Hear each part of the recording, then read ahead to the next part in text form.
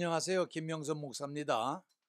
오늘도 전 시간에 이어 기독교 복음의 핵심 진리 로마서를 강의하겠습니다. 특별히 오늘은 6장 15절로부터 23절 6장이 끝나게 되겠습니다. 의의 종대에서 Slaves of Righteousness 이 부분을 마치도록 하겠습니다. 자, 그럼 우리 다 같이 본문 말씀을 보도록 하겠습니다. 그런즉 어찌하리요?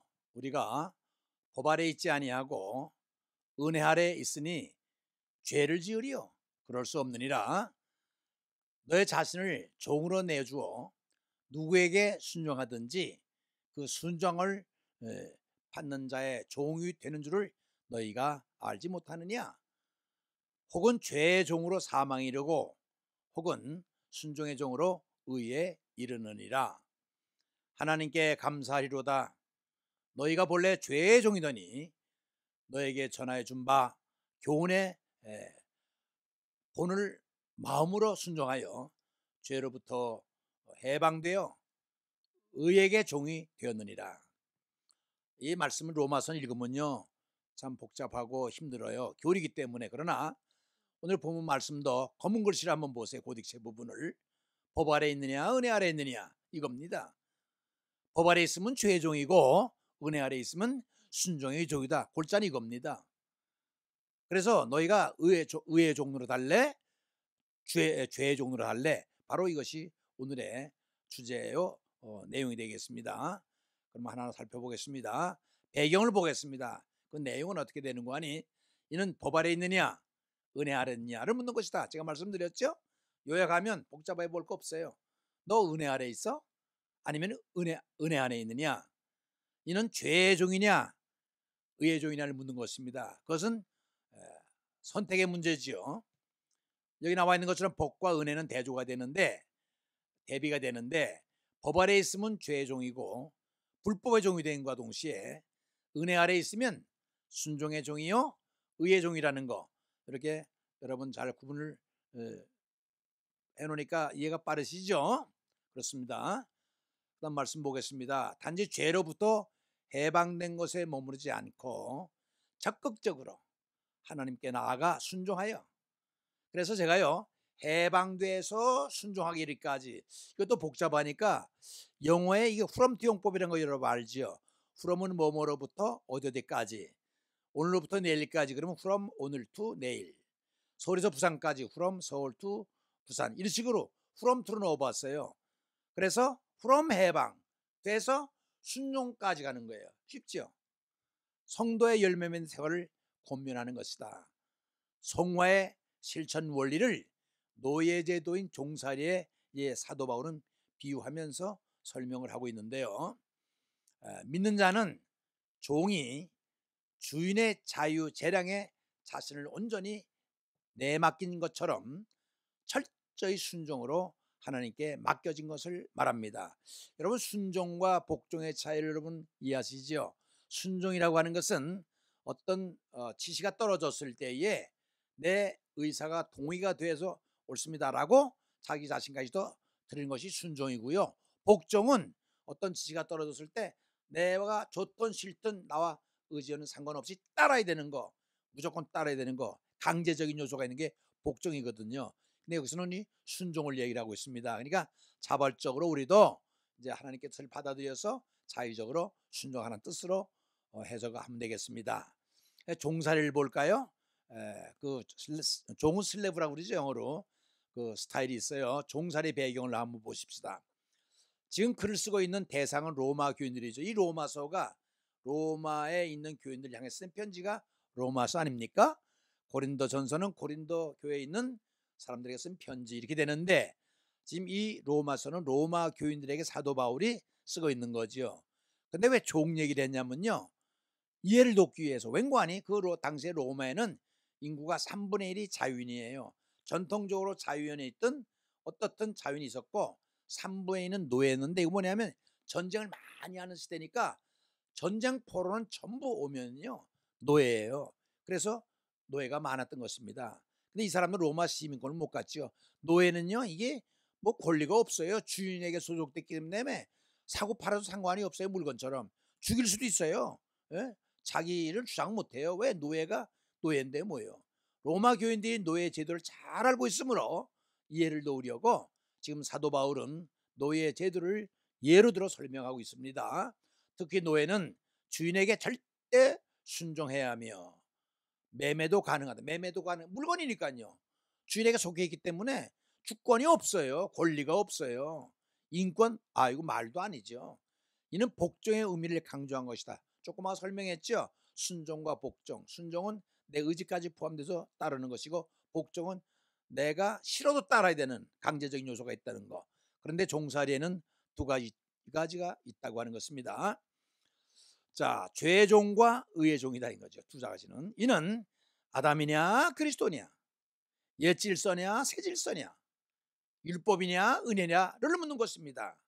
이것은 선택의 문제인데, 그런데 놀라운 것은 현대인에게도 종살이가 있다는 거예요. 무슨 소리입니까? 현대인 무슨 종살이가 있어요? 여러분, 이걸 얘기하는 겁니다. 일에 노예된 사람이야. 일이 최우선이야. 가정도 다 돌아보지 않아요. 왜? 일에 매진하다 보니까. 제가 이번에 캐나다에 갔다 오니까 거기 한 분을 만났는데요. 그분은 중국 사람인데요.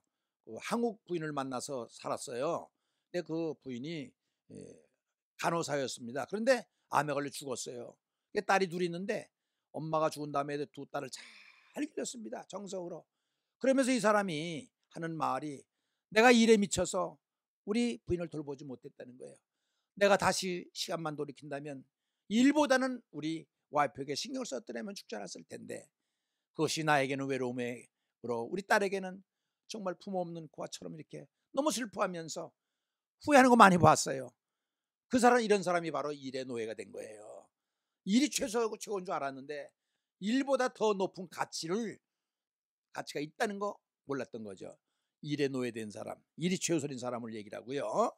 또 이런 사람들이 있어요.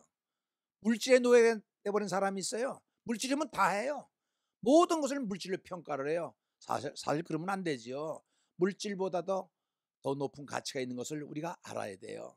에릭 후럼이라는 사람은 인간은 소유함으로써 자기의 존재를 확인하려고 한다. 이게 뭐냐면 소유에다 포커스를 두는 거예요. 돈이면 다 된다. 절대 가치를 두는 거예요. 아니지요. 제가 늘 얘기를 했죠. 사람에게는 세 가지가 필요한데, 뭔가 하니 필요를 느껴요. 가장 세상에서 필요한 게 뭔가? 돈이 필요한 것 같아요. 가장 중요한 게 뭐냐? 신앙이에요. 왜? 천국 가에 구원을 받아야 되니까. 근데 소중한 게 뭐냐? 소중한 건 식구들입니다. 가족들이에요. 이걸 이 정도 알고 있으면은 여러분, 물질보다 다른 것에 더 가치를 둬야지 물질에 두면 안 되겠죠? 물론 물질도 중요하지요. 자본국가에서 물질 없어보세요. 초라해져요. 사람 노릇 못하지만, 그러나 거기다 절대 가치 두면 안 돼요. 하나님이 있잖아요. 하나님에게 절대 가치를 줘야죠. 신앙이 있잖아요. 명예에 또 노예된 사람이 있어요. 칭찬, 존경, 우상.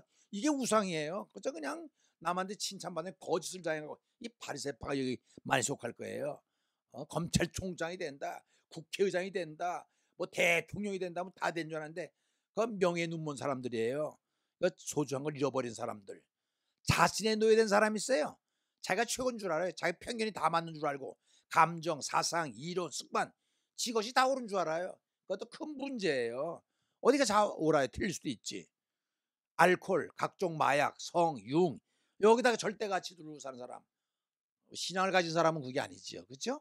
우린 신앙에 절대 가치를 두고 있잖아요. 하늘 아래 절대 가치를 두고 있죠.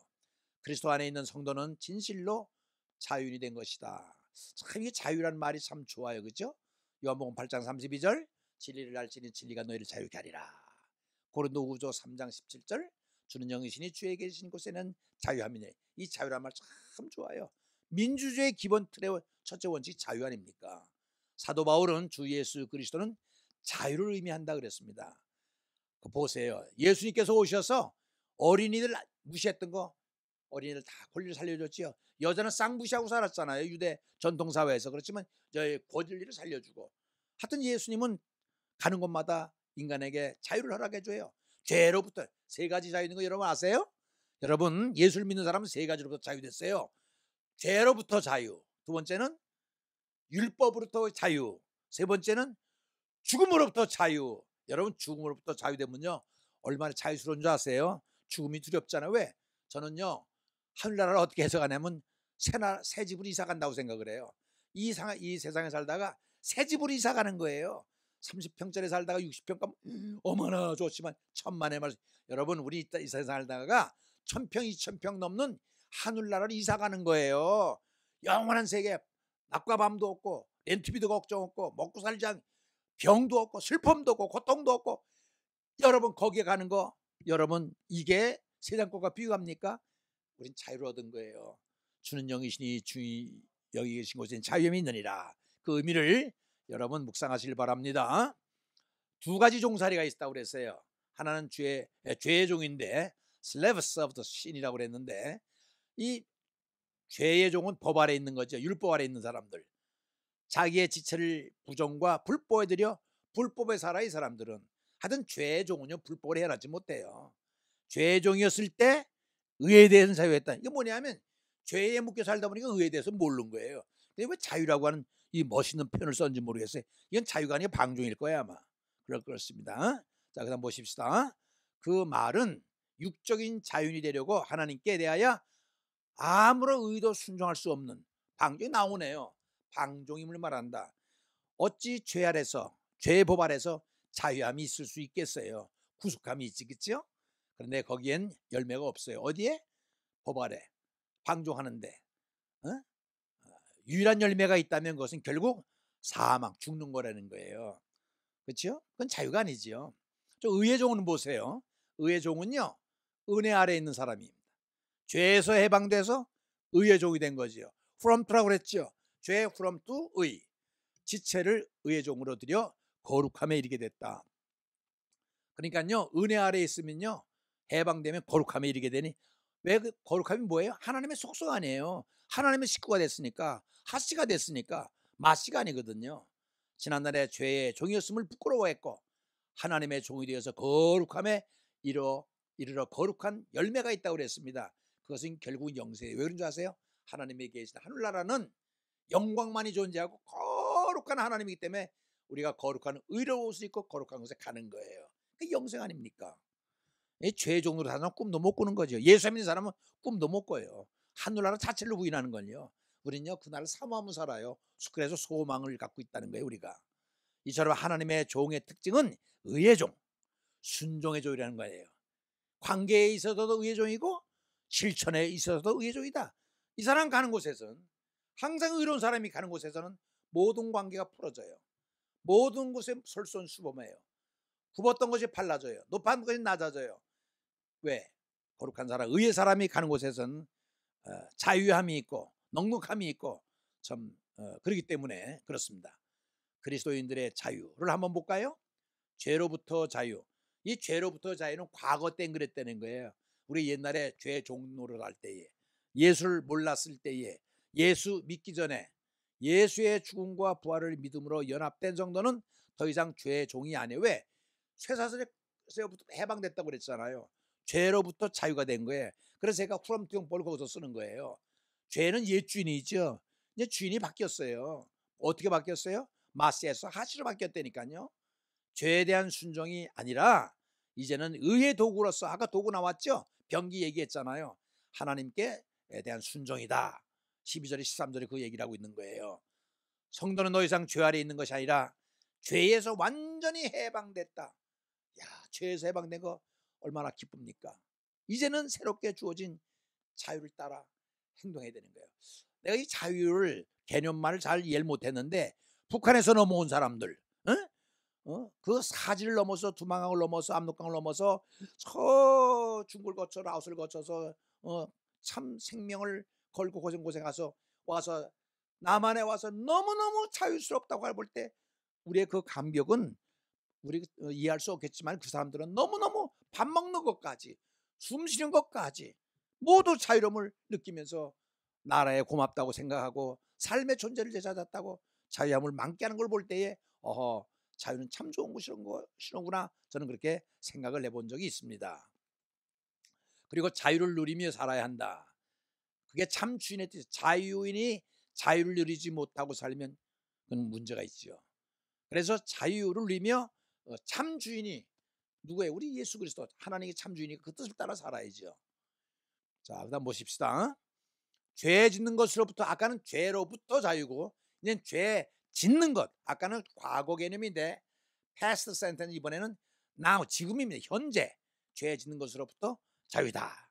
어디 볼까요? 처음 6절에 은혜를 더하게 하려고 죄에 거하겠느냐? 라고 물었죠. 이번 25절에는 그러한즉 어찌하리요? 우리가 죄 아래 있지 아니하고 은혜 아래 있으니 죄를 지으리요? 아, 그럴 수 없지요. 묻는 거예요 지금요. 그래도 죄를 짓겠느냐? 결국 본문은 이렇게 두 질문에 대한 설명인데요. 그 대답은 그럴 수 없느니라. by no means, never. 그럴 수 없다는 거예요. 성도는 과거의 죄나 현재의 죄 지음에 있어도 단호해야 되는 거예요. 결단해야 된다는 거예요. 머뭇머뭇거리지면 안 돼요. 왜냐하면 새 주인을 모셨기 때문입니다. 마시가 아니고 하시기 때문입니다. 주인된 하나님은 자신의 이름이 높임을 받고 영광되게 하심을 기대하신다. 왜 그런 줄 아세요? 하나님 존재 자체가 영광이에요. 하나님이 사시는 하늘나라 영광이에요. 그러니까 우리도 영광을 향해서 나가야 돼요. 하나님은 우리가 섬길게 경건된 생활을 즐기신대요. 왜? 영광 나라에 들어가려면 의로운 사람들은 다 자유만으로도 행복하거든요. 우리 하나님은 경건하게 영광을 향해서 나가는 게 경건이에요. 꼭 기억하시길 바랍니다. 그러나 우리는 생활하면서 죄의 유혹에 노출되어 있다. 근데 제가 보니까요, 우리가 이 세상에 살면서 죄를 지을 수밖에 없는 두 가지 요소가 있어요. 이유가 있어요. 뭔지 아세요? 첫째는 우리가 육신을 입고 있는 이상은 죄를 피할 길이 없어요. 먹어야 되지, 가져야 되지, 하고 싶지. 이 육신이 요구하는 게 있어요. 이 육신을 입고 있는 이상은 죄를 안 지을 수가 없어요. 미워하는 사람이 생기는 걸 어떻게 해요? 욕심이 생기는 걸 어떻게 해요? 그래서 육신을 입고 있는 이상은 우리가 죄를 안 지을 수가 없구나. 또 하나 있죠. 죄를 안 지을 수 없는 이유, 사탄과 우리가 공존하잖아요. 이 사탄은 항상 우리에게 유혹을 해요. 죄 짓고, 그렇죠? 참 이렇게 못된 짓을 하려고 자꾸 유혹을 하니까 육적 존재가 영적 존재 일을 못하잖아요. 그래서 사탄의 유혹이 있습니다. 죽는 순간까지. 그래서 사람은 이 육적 존재와 사탄의 존재 때문에 이 세상 사는 동안은 죄를 안 지을 수가 없는데, 그러니까 예수를 잘 믿어야 돼요. 왜냐? 태양을 바라보는 사람은요, 그림자를 볼 수 없대요. 바로 그겁니다. 주님을 따라가면요, 죄 지을 새가 없어요. 육적인 거, 영적인 거 사탄이 말 안 듣거든요. 근데 자꾸 뒤돌아보니까 소금기둥이 되는 거예요. 세상 돌아보면 안 돼요. 하나님을 바라봐야 돼요. 그러나 우리는 유혹에 실패해서는 안 된다. 왜냐하면 우리는 이미 죄로부터 자유함을 얻었잖아요. 그러니 순간순간 죄의 유혹에 빠지면 안 된다는 겁니다. 시탐탐이 우는 사자처럼 틈만 있으면 우리를 삼키려고 하는 사탄의 유혹을 무엇으로 이길 수 있겠어요? 예수 그리스도, 그분을 의지함으로써 우리가 이겨내야 되는 것입니다. 이 싸움이 쉽지 않아요. 죽는 순간까지, 주님이 오실 때까지. 실패하면 다시 종의 사슬에 매여야 하는데 그건 아니죠. 아니, 생각을 해보세요. 내가 자유함을 얻었는데 다시 돌아가요? 그 말도 안 되는 거죠. 그렇죠? 그래서 내가 이 성경을 준비하다가 언뜻 이 말씀이 생각나더라고요. 성령님이 주시는 생각 같아요. 참 이 말씀이 있어요. 보세요. 참 속담에 이르기를 개가 그 토하였던 곳에 돌아가고, 토하였던 것을 먹는 거 생각해 보세요. 돼지가 씻었다가 더러운 구덩이에 도로 눕는 거 말이 됩니까? 개가 토했던 것을 다시 먹는 거나, 돼지가 깨끗이었는데 더러운 구덩이에 다시 눕는데, 그게 뭔가니? 죄에서 해방됐던 사람이 다시 죄로 돌아가는 거, 사슬에 매이는 거, 아주 맞는 비유 같아요. 그렇죠? 만일 저희가 우리 주 대신 구주 예수 그리스도를 앞으로 알므로 세상의 더러움을 피한 후에 다시 그 중에 얽매이고 지면 그 나중 형편이 처음보다 더 심하리니. 이게 무슨 말인지 아시죠? 이렇게 돌아가는 것으로 끝나는 게 아니라는 거예요. 개가 토했던 토했던 걸 다시 먹고 돼지가 더러운 것을 눕는 거기서 끝나는 게 아니라 원래보다도 형편이 더 악화된다는 거예요. 얼마나 무섭습니까? 근데 이게 원리가 어디서 오는 거니? 이게 마귀에게서 와요. 여러분 마태복음 12장에 보면요, 사탄이 마귀가 이거 이렇게 얘기하죠. 사탄이 집에서 나와서 물 없는 곳으로 다니다가 쉴 것을 찾되 얻지 못하고 다시 돌아가니 자기가 있던 집이 청소되고 수리되었거늘 자기보다 악한 마귀 7명을 데려가 그 형편이 처음보다 악해졌다. 몇 배가 악해졌어요? 7배 악해졌다고 그랬는데 자기까지 합히면 8이에요. 이거 뭐 똑같이 그 말이 맥을 같이 하잖아요. 다시 단순히 돌아가는 끝나는 게 아니라 악해지는 거예요. 7배나 악해지는 거예요. 그걸 얘기하는 거예요. 에? 처음 형편보다 더 심하다. 이해되셨죠? 의의 도를 안 후에 받은 거룩한 명령을 저버리는 것보다 알지 못하는 것이 도리어 저에게 나으리. 이게 무슨 얘기냐면, 그럴 바에는 차라리 알지 못해 돌아오지 말고 거기서 쓰면 죄나 가볍지 이 말입니다. 그렇게 해서는 안 된다는 거예요. 차라리 그렇게 안 하는 게 낫다. 성경을 그렇게 말해주고 있습니다. 베드로 후서 2장 21절의 말씀입니다. 참 귀한 말씀이 거기 기록되어 있어요. 자, 믿음의 선조들도 유혹으로부터 선택, 기로에서 단호의 숨을 보여준다. 여러분 이거 있잖아요. 이거냐 저거냐 양자택일해서 결단해야 될 때 망설이면 안 돼요. 믿는 사람은요, 예수의 이름으로 내가 손해가 될지라도 불리할지라도 단호하게 거절할 줄 결단이 있어야 돼요. 여기 누구 말이냐면 엘리야, 이 영어로 일라이어라고 하는데 보세요. 너희가 어느 때까지 둘 사이에서 머뭇머뭇하려느냐. 여호와가 만일 하나님이면 그를 따르고 바알이 만일 하나님이면 그를 따를지니라. 저 갈멜산 꼭대기에 엘리야 아닙니까? 보세요. 그때 임금이 누구예요? 아합 왕이죠. 악나라 왕후 누구죠? 이세벨이. 그래서 거기에 바알 선지 400과 아세라서 450, 850대 1로 싸우는 거예요. 여러분 아까 내가 정교분리 원칙 못한다고 그랬죠? 여러분 정치에 참여하는 게 보세요. 엘리야 보세요. 왕권에 도전하세요. 세례요한은 왜 죽었어요? 임금님의 그 잘못을 부정을 갖다 고발했잖아요. 모세는 왜 혼났어요? 헤로데에게 대들잖아요. 여러분 정교분리 원칙 다시 얘기합니다. 깊숙이 개입해야 되는 거예요. 사회 악에 대해서는. 그리고 막아야 돼요. 싸워야 되는 거예요. 이거 보세요. 850대 1로 싸워요. 이거 대단하잖아요. 숫자로 볼 때는 이거 뭐 850대 1 잽이나 됩니까? 그렇지만은 여호와 하나님이 얘기를 보세요. 아주 너무 멋있어요. 여호와가 만일 하나님이면 그를 따르고 바알이 만일 하나님이면 그를 따르라. 이야, 엘리야의 우리가 후손 돼야 돼요. 그뿐 아닙니다. 또 나와 여기 멋있는 사람. 만일 여호와를 섬기는 것이 너에게 좋지 않게 보이거든 너의 조상들이 강 저쪽에서 섬기던 신들이든지 또는 너희가 저주하는 땅에 있는 아모리족 속의 신들이든지 너희가 섬길 자를 오늘 택하라. 오직 나와 내 집은 여호와를 섬기겠다. 이게 여호수아가 임종하면서 이스라엘 백성들을 많고 얘기하는 거 아닙니까? 너 어떡할 거야? 너희들이 다 그래도 나 우리 집과 나는 우리 여호와를 섬길 거야. 아주 다짐하는 겁니다. 나는 이 말씀 읽을 때 눈물이 다 나요. 야, 이럴 수 있는가? 너희는 절대로 하나님을 섬기지 못해. 왜? 하나님은 인격적인 하나님이기 때문에 너의 불의를 보고 참지를 못하는 거야. 너희는 목이 곧은 백성이야. 하나님께 발꿈치를 들어. 내가 너희 꼴을 보니까 안 될 것 같아. 그러나 나는 그래 택해라. 나는 하나 여호와 편에 속하겠다는 거예요. 택하라는 거예요. 얼마나 멋있습니까? 저는 이 말씀 읽을 적마다 눈물이 나요. 참, 이렇게 살아가야 될 텐데. 내가 오늘날 하늘과 땅을 불러 너에게 증거를 삼노니 내가 생명과 사망과 복과 저주를 네 앞에 두었은즉 너의 내 자손이 살기 위하여 생명을 택하고 내 하나님 여호와를 사랑하고 그의 말씀을 청종해야 또 그를 의지하라. 이건 누구냐면 신명기. 모세가 가나안 땅을 바라보고 들어가지 못하잖아요. 그러니까 백성들은 많았고 신신부탁하고, 이게 신명기는 모세의 고별설거거든요. 그러니까 너희들 제발 들어가면 우상 섬기지 말고 하나님 제일 싫어하는 거야. 하나님을 섬겨. 하나님을 섬기면 넌 축복을 받지만 안 하면 넌 저주를 받아. 꼭 명심해. 모세가 죽기 전에 백성들 앞에서 신신부탁하는 고별설거입니다. 이거 이거 아주 목을 내놓고선 호소하는 거예요. 절대 하나님 떠나지 말라고. 그런데 들어가서 어떻게 해요? 생각도 안 해요. 결론이 뭐예요? 바울의 결론입니다. 사도 바울은 16절 20절에서 분명히 말합니다. 마지막 선택의 결과로 죄의 종이 되겠다고 선택하면 너희들은 분명히 죽어 사망이 되고, 그죠? 또 뭐예요? 의의 종이 되겠다고 선택하면 종국에는 생명이 주어진다 하는 것이 이 결론입니다. 23절에서 바울은 지금까지 논증을 요약합니다.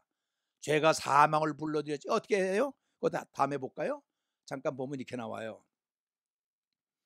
그러나 이제는 너희가 죄로부터 해방되고 하나님께 종이 되어 거룩함에 이르는 열매 맺으나 그 마지막은 영생이라. 마지막 영생이래요. 죄의 삭은 사망이요, 하나님의 은사는 그리스도 예수 안에서 있는 영생이라. 그래서 영어를 제가 아주 달아놨어요. 더 확실하게 위해서.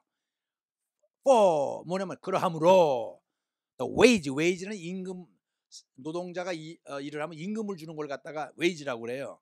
The wage of the sin, 죄의 싹, 그걸 싹이라고 한국말로 번역했는데 죄의 노임이에요. 일하고 받은 것 wage is death, 죽음이라는 거예요. 그러나 but the gift of the God, 하나님의 선물은 is eternal life. 야, 오늘 생명이다. 어디서? In Christ Jesus our Lord, 우리 하나님 예수 그리스도 안에서 영원한 생명이라, 이렇게 말하고 있어요. 죄의 삭은 사망이요, 하나님이 주시는 것은 그리스도 예수 안에서 영생이라. 그래서 23절에서 바울은 지금까지 논증을 요약합니다. 죄가 사망을 불러들였고 예수는 영원한 생명이라는 걸 얘기하고 있는 거예요. 여기서 말하는 영생이라는 것은 여러분 다 아시죠, 그죠? 자, 그럼 보십시다. 그 영생이라고 하는 것은 뭐냐면 여기 나와요. 인간의 죽음 이후에 비로소 시대된 것이 아니다. 이거 기억하세요. 영생이라고 하는 것은요, 죽은 다음에 삐끄덕 문 열고 들어가는 것이 아니라는 거예요. 지금 여기 now and here, 우리가 예수 그리스도를 구주로 믿는 그 순간부터 영생이 시작되는 거예요. 신학에서는 already, 이미 라는 소리를 해요. 이미 우리가 예수를 믿었으면요, 그때부터 시작이 된 거예요. 그 현재 완료라고 영어에서는 얘기를 하는데, 여러분 기억하세요. 그때 문 죽은 다음에 삐끗도 열고 들어가는 게 아니라, 이 몸은 썩어서 죽지만요, 영은 죽는 법이 없어요. 그때 영접했으면 지금도 영접이 돼서 계속 하다가 하늘나라에 가가지고 영원에 들어가고, 안 믿는 사람은 죽는 게 아니라 영원히 지옥으로 가요. 영은 죽는 게 아니에요. 몸은 죽어서 없어지지만, 그래서 우리가 지금 여기서 예수 믿는 것은 여기서도 하늘나라는 진행되고 있는 거예요. 예수님께서는 이걸 표현을 못하게 이렇게 했어요. 하늘의 씨앗이 땅에 떨어져서 싹이 나고 줄기가 나고 잎이 나서 새가 와서 되지 않느니, 완성 단계를 난 예시라고 표현하면서 하늘나라 지금 완성되어져 나가는 과정이 있다는 거예요. 그러니까 우리가 하늘나라에 향해서 가는 천국 백성이에요. 여러분 아셨어요? 이거 생각하면 어떨까요? 여러분 미국 들어가려면요, 미국에 가가 떨어져서 거기서 결정되는 게 아니에요. 이미 한국에서 비자를 받아야 돼요. 넌 들어와도 좋다. 우리는 하늘나라 갈 수 있는 걸 이미 받아갖고 있는 거예요. 하늘나라 백성이에요. 믿습니까? 이게 놀라운 사실이에요. 그때 가서 하늘나라 가는 게 아니라 하늘나라 완성주에 우리가 하늘나라에 살고 있는 거예요. 지금 이걸 잊어버리면 안 돼요. 이미 영생을 맛보고 사는 거예요. 하늘의 기쁨을 맛보고 살아가는 것이 우리의 크리스찬의 이 세상에서의 삶인 것을 기억하시기 바랍니다. 자유함을 주셨으니 그 자유를 누리며 거룩한 삶을 사는 거죠. 왜 거룩해야 돼요? 하나님이 거룩하니까. 또 하나님 우리에게 거룩함을 요구하니까, 의로우니까. 그것이 우리의 삶의 목표가 되는 겁니다. 내가 거룩하니 너희도 거룩하라. 그렇게 될 때 예수께서 우리를 하나님의 영광 앞에 흠이 없이 즐거움으로 서게 할 것이다 라고 하는 것이 유다서에 나오고 있습니다. 죄 중에서 자유인으로 살아간다? 이거 어떻게 생각해요? 죄 중에서 자유인으로 살아간다? 아까 한번 말씀드렸지요. 죄 중에서 과연 자유인으로 살아갈 수 있을까요? 죄의 노예이면서 자유인이 생각하며 살아가는 삶을 말하는데요, 그것은 불신자지요. 불신자들은 그래요.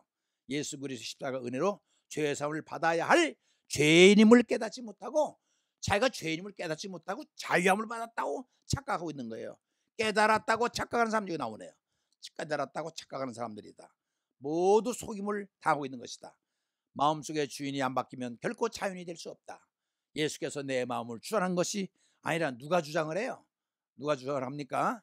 아직도 내 고집과 내 주장, 내 지식, 내 가치관, 명예, 물질, 일 등이 내 삶을 주장하고 있다면 현재의 길에서 돌아서야 된다는 것입니다. 죄가 나를 주장할 때 나는 죄의 종이 되며 종국에는 멸망할 수밖에 없다고 하는 것입니다.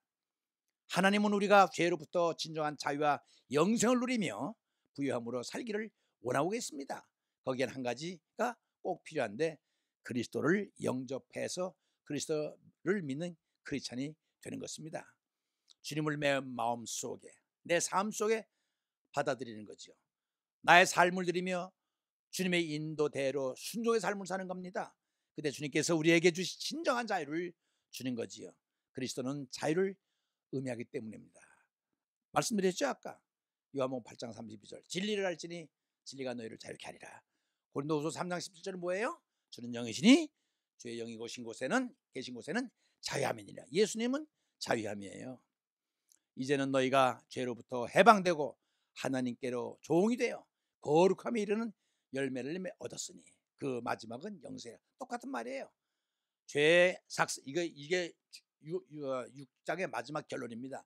죄의 삭스는 사망이요 하나님의 은사는 그리스도 예수 우리 주 안에 있는 영생이니라. 이것이 6장의 결론의 말씀이고 요절이에요. 그래서 내가 한번 이해를 돕도록 해서 이렇게 만들어 봤어요. 두 세계에 대한 대조가 궁극적 운명이 이르는데 프롬 뒤용법을 썼어요. 프롬은 뭐뭐로부터 뭐뭐까지죠. 오늘서부터 내일까지, 서울서 부산까지 할 때 프롬 투 써요. 우리 중학교 때 다 배웠잖아요. 죄로부터 해방됐다. 거룩한 종부터 하나님의 종으로, 거룩한 종부터 영생에 이른다. 요건 해방의 의미고요. 밑에 거의 결론이에요. 죄 삭슨 사망이요 그리스도 안에 있으면 영생이다. 아주 프롬 뒤용법으로 딱 나오네요. 어느 편에 속할 거예요? 이거 분명히 알아야 됩니다. 그런데 아직까지도 투 해방 하나님의 종 영생에 있는데 끼욱끼욱거리면 죄의 종 거룩함 쇠서들이 간다면 그게 뭐라고 그랬어요 아까? 개가 토한 것을 다시 먹고 더러워진 것에 다시 눕는 돼지 같은 생활이 바로 그거예요. 어느 것을 선택하느냐에 따라 사망과 영생이 갈라진다. 사망은 하나님과 단절된 저주의 영속으로, 영생은 하나님과의 연합에서 주어진 축복의 영속이 뭐냐면 영원히 계속되는 걸 갖다가 영속이라고 얘기를 하는 것입니다. 마지막으로 한번 도표를 이렇게 그려봤는데요. 여러분이 도표를 가만히 보고 한번 참고를 했으면 좋겠어요. 죄의 종과 의의 종을 이제 6장 마지막에 다루고 있는데, 주인은 누구냐? 죄냐 하나님이냐? 마시냐 하시냐 이 얘기입니다. 신분이 뭐냐? 죄의 종이냐 의의 종이냐? 위치는 뭐냐? 그거 다 나와 있죠. 그 다음에 싹슨 뭐고, 그 다음에 열매는 뭐고, 결국은 사망이냐 영생이냐, 상태는 어떻냐, 쭉 나오죠. 한번 그걸 읽어보시면 죄의 종과 의의 종 어느 편에 속할 것인가 여러분이 결단해야 될 줄로 믿습니다. 그래서 이렇게 로마서는 6장을 죄의 종, 의의 종으로 이렇게 마치게 되는 것입니다. 그래서 여러분 얼마나 이해되셨는지 모르겠는데, 이제 7장 한 문장만 좀 이게 어려운 거 지나가면 8장 수업은 재밌어요. 왜? 8장에 가서 성령을 제가 완전히 잡아드리겠습니다. 여러분 다 알지요? 로마서는 크게 16장까지 있는데 둘로 구분된다고 그랬죠. 1장에서 11장까지는 원리, 12장에서부터 16장까지는 실제 생활, 원리와 생활로 나눠져 있고요. 로마서의 특징이 뭐냐면 사람이 로마서 읽으면 변하게 돼 있어요. 로마서 1장 17절 나오잖아요. 두 번째, 국가나 민족이 뒤바뀌게 돼 있어요. 그러면 이것을 배웠으면 여러분이 바뀌어져야 되는데 안 바뀌어졌다면 잘못 배운 거예요. 여러분 책임 아닙니다. 내가 설명을 덜 한 거예요. 기대를 하시면 아직 남은 때에 8장 성령장에서 성령을 받아서 거듭나야 돼요. 요한복음 3장 성령을 거듭나지 하려고 하지 못합니다. 그러니까 성령에 대해서 8장에서 완전히 잡아드릴 테니까. 그래서 16장까지 있는데 제일 중요한 게 어딘 줄 아세요? 가운데 있는 8장이 중요해요. 8장을 기대해 보세요. 그러려면 7장 한 장 더 건너뛰어야 돼요. 그렇게 하시고 다음 시간을 기대해 주시기 바랍니다. 기도하겠습니다. 하나님 아버지 고맙습니다. 오늘 6장 마치는데 참 이게 죄냐 은혜냐, 죄의 종이냐 의의 종이냐, 참 불의의 무기냐 의의 무기냐 많이 생각하는데 나는 어느 편에 속겠습니까? 착각하지 말게 없어서 자유인인데 쇠서스름에 의해서 죄의 종로를 하는지도 한번 생각해 보게 하시고, 불의와 타협하지 말게 하시고, 불법에 동조하지 말게 하시고, 불의 보면 나는 소금이야, 나는 빛이야, 어둠을 밝히고 소금으로 썩는 것을 방지하며 살아갈 수 있는 우리는 담요하게 해주시고, 의로운 편에 속하시고 정직하게 하시고 깨끗하게 하시고 성결하게 하시고 거룩하게 살게 하옵소서. 일주일 동안도 주 은혜 가운데 의의 사람으로 살아갈 수 있도록 도와주옵소서. 전인계하신 예수 그리스도의 이름으로 간구했사옵나이다.